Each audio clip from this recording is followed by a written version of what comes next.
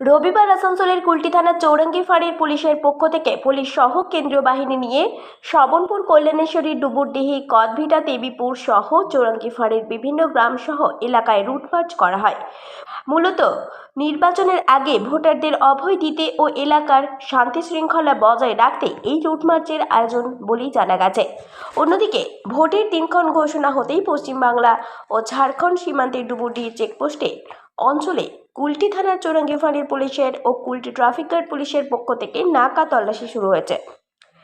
ঝাড়খণ্ড, বিহার থেকে আগত 4 চাকা গাড়ি ও মোটর বাইক থামিয়ে তল্লাশি সহ যাত্রীদের গন্তব্য ও উদ্দেশ্যের তথ্য সংগ্রহ করতে দেখা যায় উপস্থিত পুলিশ কর্মীদের।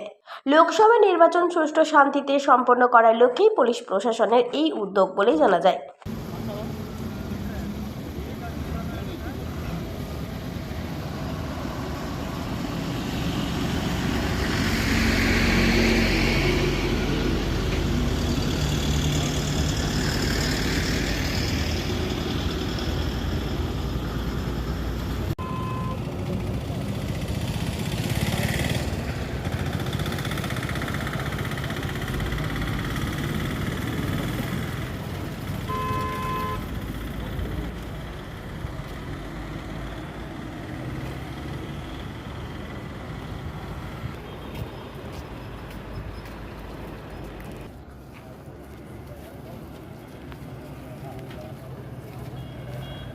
আসানসোল থেকে সঞ্জয় যাদবের রিপোর্ট, 99 নিউজ বাংলা।